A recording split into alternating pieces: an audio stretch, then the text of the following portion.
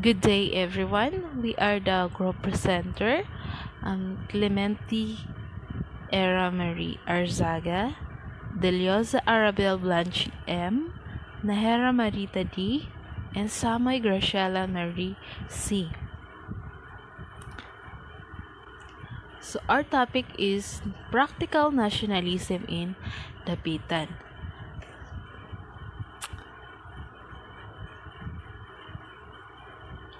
So why was Rizal deported to Dapitan in 1892? So Rizal deported to Dapitan by the virtue of the special gubernatorial uh, decree in 1892. So Rizal demonstrated a practical nationalism by leaving out what he had preached to his countrymen and fellow reformers. So sa buong chapter na to, we are going to focus on Rizal's exile in Dapitan from 1892 to 1896. So, Dapitan during the arrival of Rizal. So, at Rizal deportation to Dapitan, so the place had long been a political military outpost of the Spaniards in the Philippines. So it was one of the forefronts of Spanish culture, religion, and civilization in Muslim Mindanao.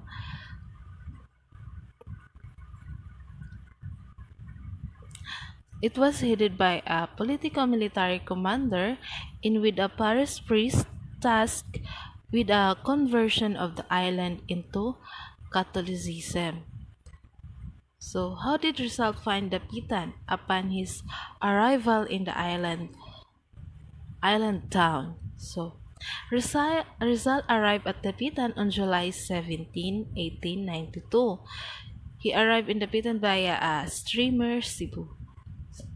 So, nakarating siya dun sa lugar na yon. So, the place was swampy with unplanned streets, the land fertile, no potable water, no lighting system, which made town appear desolate. So and people were dying of different diseases because of lack of proper medical services. Rizal and Captain Carnicero. So, Captain Ricardo Carnicero is a politico-military commander of the town. So, napasakaman niya si Rizal as a prisoner. So, originally Rizal was to reside at the Jesus Mission House in Dapitan under Father Obak. So, si Father Obak isa siyang parish priest of Dapitan. So, bago siya napunta sa the Jesus Mission House, may pinadalang sulat sa kanya si Father Pablo Pastels, isa siyang superior of the Society of Jesus in the Philippines. So, why did Rizal refuse to live in the Jesus Mission House in Dapitan? So, bakit kaya? So, however, Rizal opted not to stay with the Jesuit because of these conditions to which he must comply according to the letter. So, to undergo one is to make the public retraction of his religious errors. Two, to issue public statements unmistakably pro-Spanish. 3. To undergo spiritual exercises of St. Ignatius. 4. To make a general confession of his past life. And 5. To lead a model religious and pro-Spanish life. So, yan po yung mga conditions na yan. So, Rizal was not willing to comply with the aforementioned conditions. So he decided to stay temporarily to Captain Carnicero.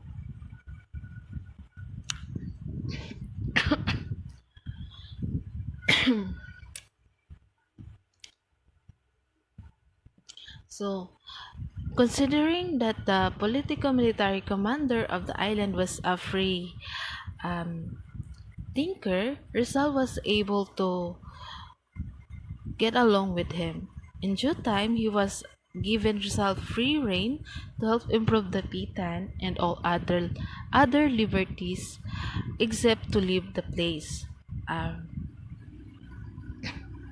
in fact, he was just required by uh, Carnicero, Carnicero to report to the military outpost once a week.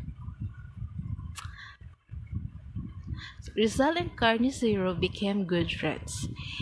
In the exchange of views between the two, Rizal in many occasions had communicated to Carnicero his political beliefs at the time of his exile in Dapitan.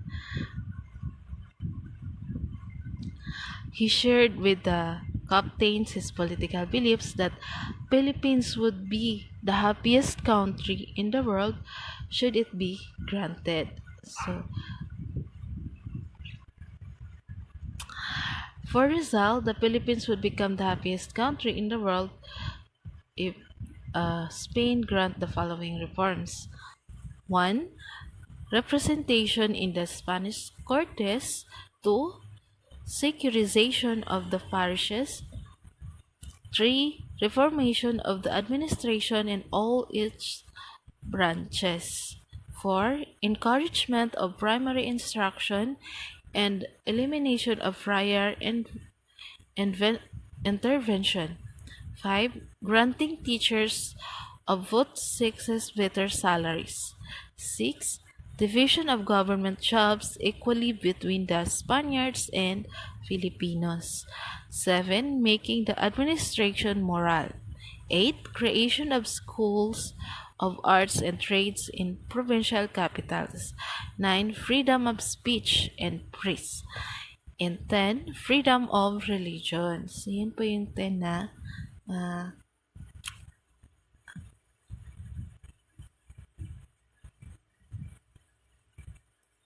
kapatunin na the country in the world should become happiest.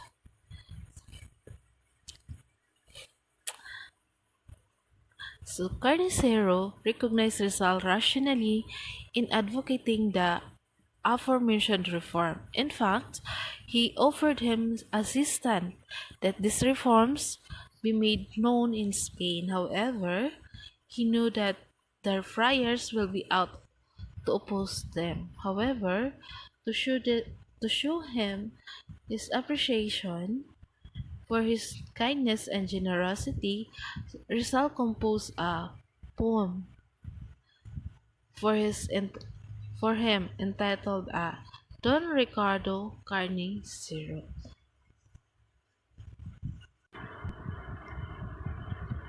Rizal builds his home at Talisay.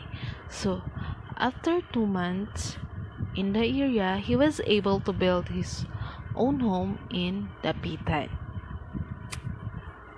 So, as mentioned earlier, so Rizal stayed with Capitan Carnicero at the beginning of his exile in Dapitan. So, after 2 months nga, so he was able to build his own home in Dapitan. So, bakit kaya nakapagpagawa si Rizal ng sarili niyang bahay sa Talisay?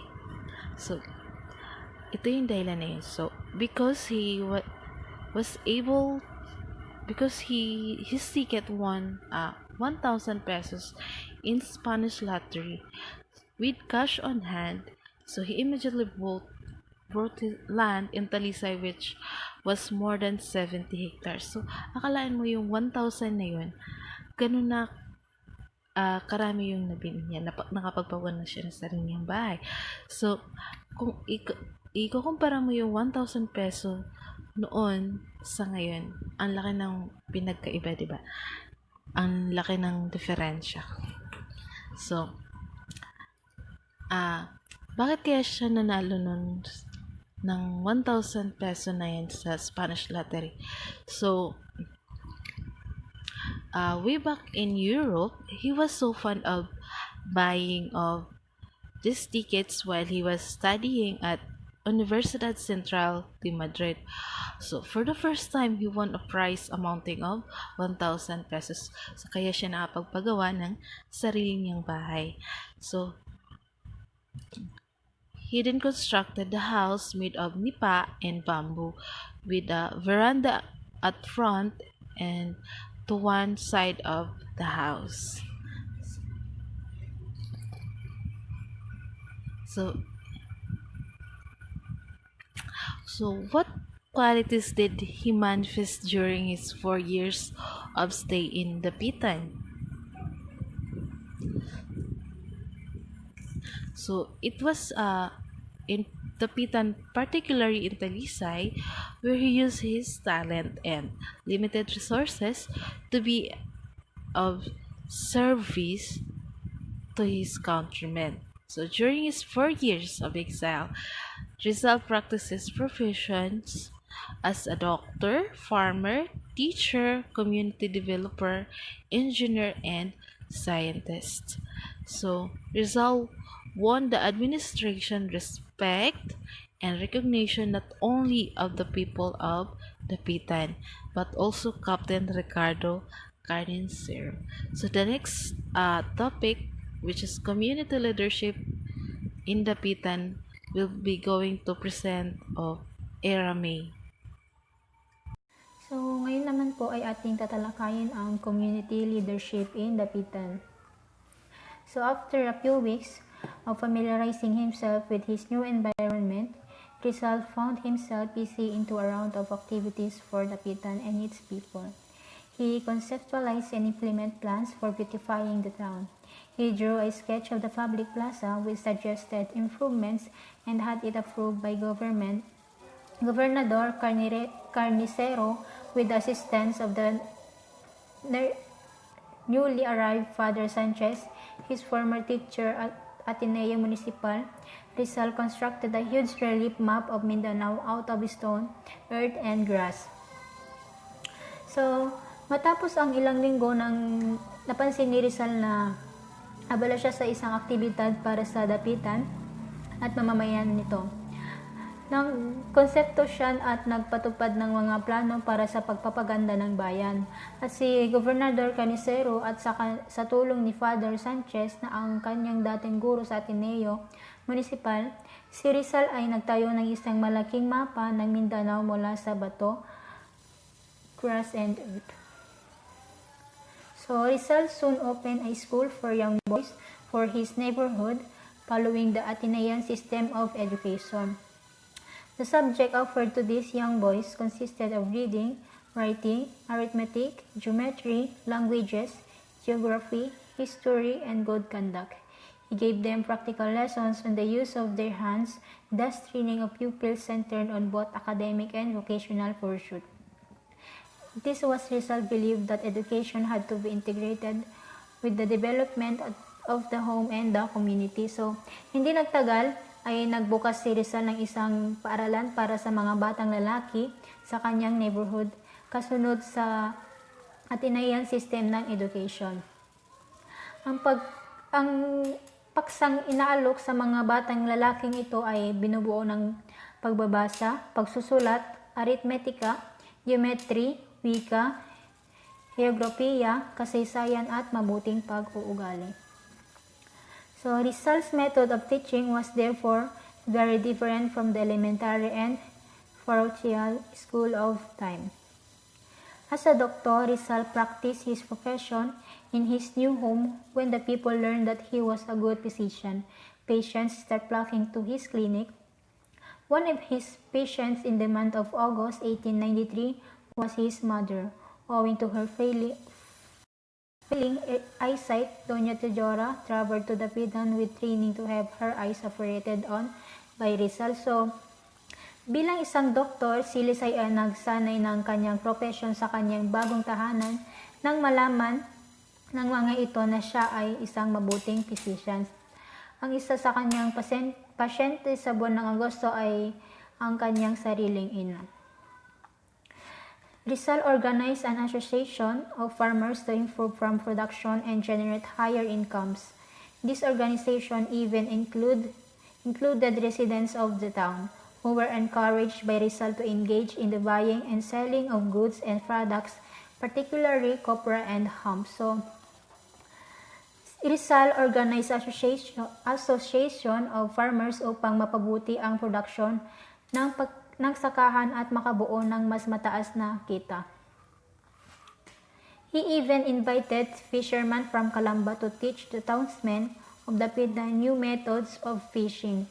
The training provided by Rizal along his line had helped improve the way of living of the fishermen in the area. So, sinasabi dito, inibitahan pa niya ang mangingisda mula sa Calamba upang turuan ng mga bagong pamamaraan ng pagsasaka. Ang pagsasanay na ibinigay ni Rizal sa kasama ang kanyang linya ay nakatulong sa pagpapabuti ng pamumuhay ng mga mangingisda. So, I will discuss the Rizal pastors' debate on religion. During his exile in Dapitan, Rizal had a very lengthy debate with Father Pastels on religion.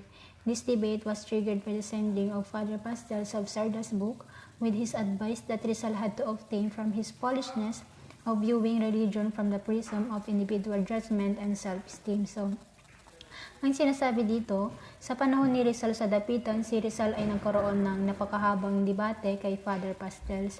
Ang debate na ito ay tungkol sa relihiyon at sa libro ng Sarda. And with Father Pastels, advice to Rizal, kinailangan ni Rizal na makuha mula sa kanyang kaloko ng pagtingin sa relihiyon mula prisma ng individual na pagkusga at pagpapalaga sa sarili. And at that time, that exchange religious views took place between Rizal and Pastels. Rizal was 31 and Pastels was 45 years old. Pastels was the superior or the highest ranking Jesuit in the Philippines.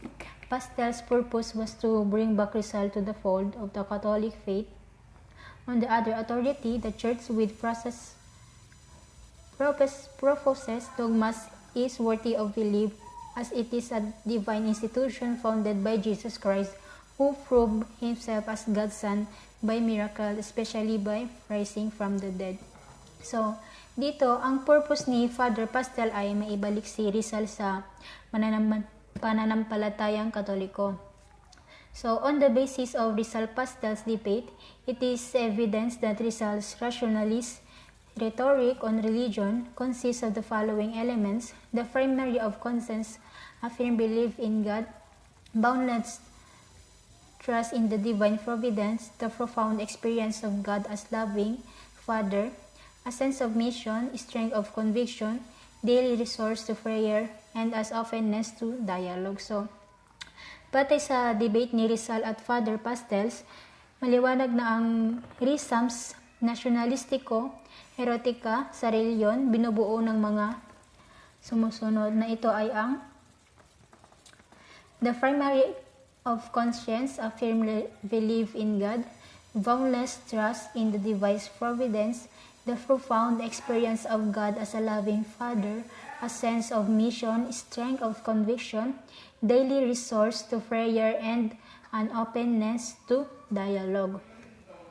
So, Pastels tried to contrive the discussion into political issues by stating that Spain subjugated and sustained its control of the Philippines by divine and natural right. Rizal did not contest with Pastels on this point, as politics for him needs wide open spaces where freedom reigns. So, sinubukan ni Father Pastels na buuin ang talakayan sa mga isyong pampolitika sa pamamagitan ng pagsasabi na ang Espanya ay nasupi at nagpapanatili ng kontrol nito sa Pilipinas ng Diyos at likas na karapatan. So, hindi lumaban si Rizal sa puntong ito dahil ang politika sa kanya ay nangangailangan ng malawak at bukas na puwang kung saan nakahari ang kalayaan.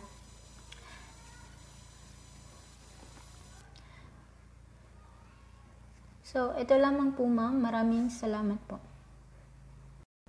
Josephine Bracken and Rizal. Josephine Bracken. Marie Josephine Leopoldine Bracken was the common law wife of Philippine national hero Jose Rizal.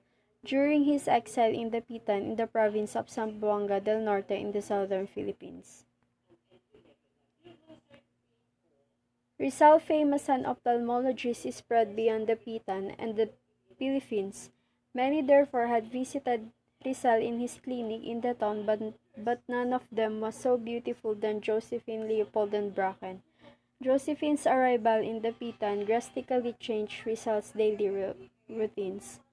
So ayun, dahil nga isang tanyag na ophthalmologist si Rizal, nakilala siya sa buong Pilipinas at hindi lang sa Pilipinas kundi sa ibang bansa.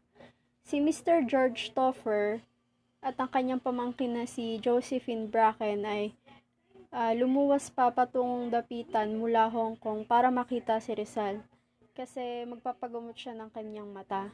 Dito sila nagkakilala ni Josephine Bracken. Dahil sa angking ganda ni Josephine Bracken, agad na nahulog yung loob ni Rizal sa kanya. Kaya naman si Rizal, yung daily routine niya sa araw-araw, hindi na niya nagagawa kasi sobrang nagfo-focus siya sa kliyente niya na si Mr. George Toffer na uncle ni Josephine Bracken. With the passing of days, he found himself head over heels in love with Josephine, who in turn reciprocated Rizal's feeling for her. So, ayun nga. Pagdaan ng mga ilang araw, si Rizal ay unti-unti nang nahuhulog kay Josephine Bracken at ganun din naman si Josephine kay Rizal. Rizal saw in Josephine the qualities which made him attracted. Upon arriving in Manila, however, Josephine took refuge in the house of Rizal's mother, to whom she brought Rizal's letter. Josephine was a total stranger to Rizal's mother and the other members of the family. It was, however, enough to Rizal that Rizal loved her. They therefore welcomed her as Rizal's fiancée. 1 month after, Josephine was back in Dapitan with Rizal. So, si Josephine at si Rizal, pumunta sila sa Manila para ibigay yung letter sa kanyang magulang. At si Josephine, stranger sila sa pamilya ni Rizal. Pero dahil nga siya ay mahal ni Rizal, winelcome siya ng pamilya niya bilang fiancé ni Rizal.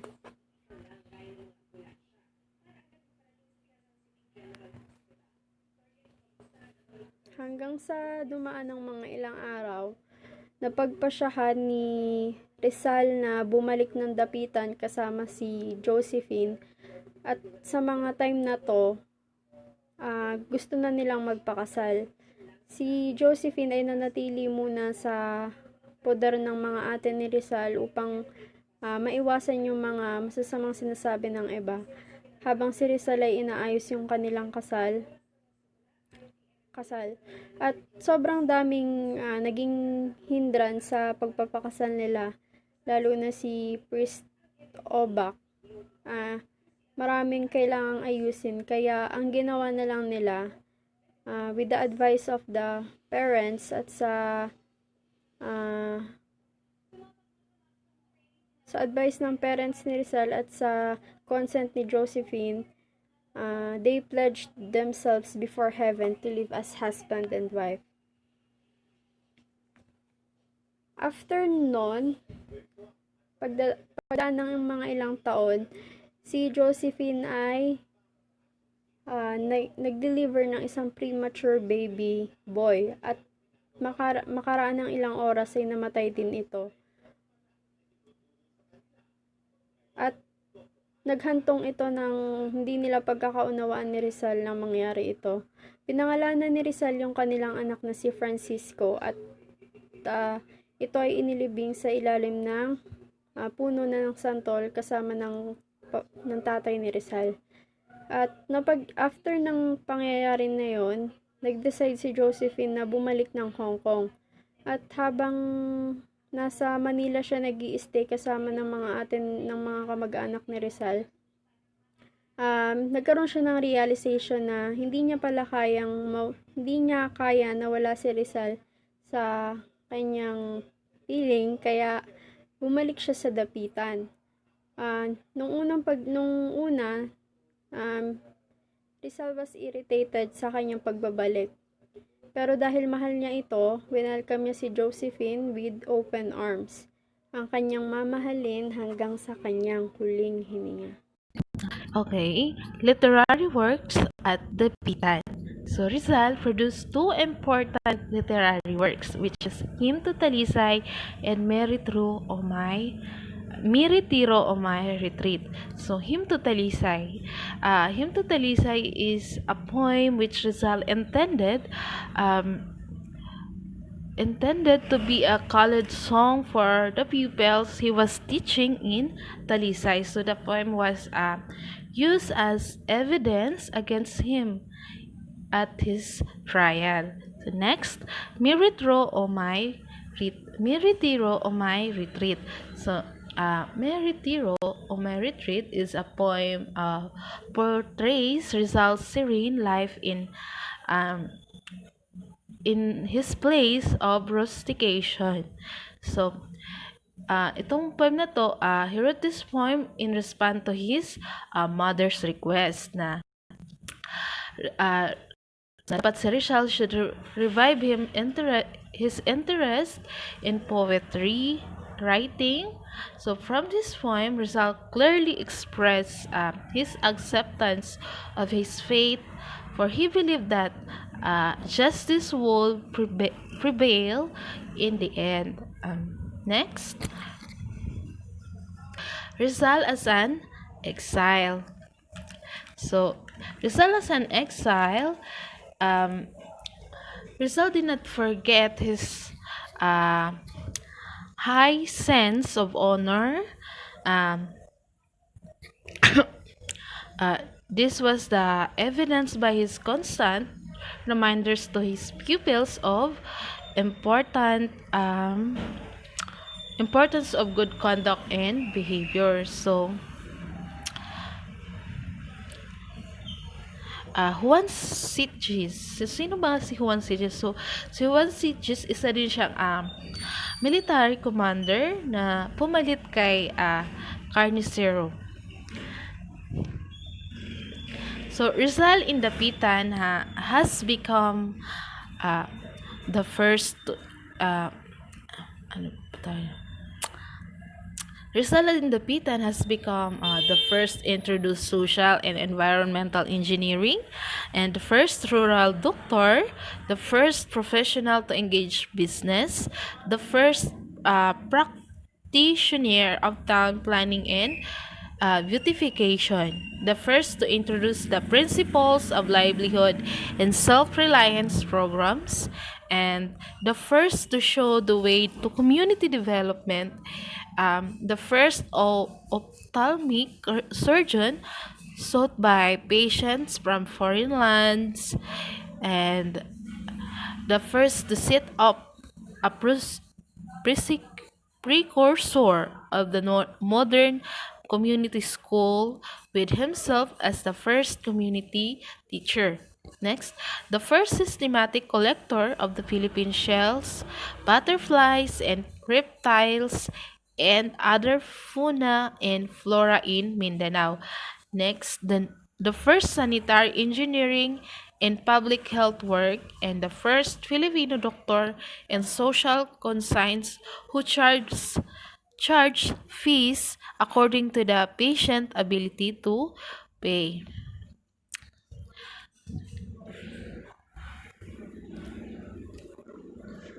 So next, yun lamang po ang kabuang topic namin sa buong chapter 19. So bago po tayo matapos, magkakaroon po muna tayo ng activities sa buong chapter 19. So, number 1, why did Rizal deported in Dapitan in 1892? Next, number 2, how did Rizal find Dapitan upon his arrival in this island town? Number 3, why did Rizal refuse to live in the Jesuit mission house in Dapitan? So, bakit daw why did she refuse that?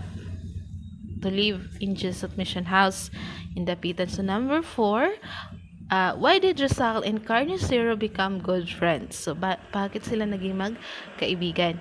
Next, 5, What reforms did Rizal want Spain to institute in the country at the time of his exile in Dapitan? Number 6. So, how did Rizal demonstrate community leadership and practical nationalism as an exile in Dapitan? So number 7, who was Father Pablo Pastel? So sino ba si Father Pablo Pastels? And why did he engage in religious debates with Rizal through correspondence? Number 8, how did Rizal defend his religious views from the attack of Father Pastels? And number 9, um, what were Rizal accomplishments are as an exile in Dapitan? So, ano yung mga qualities na na-manifest during his 4 years of stay in Dapitan? And number 10, who was Josephine Bracken? So, sino ba si Josephine Bracken? And why Rizal attracted to her? And why Rizal love affair with Josephine proper? So, number 11, last question. Point out the ideas or the messages conveyed of Rizal in his poems, Hymn to Talisay and Merit Read. So, yan lamang po. Dito na po nagtatapos yung ah, reporting namin. Thank you!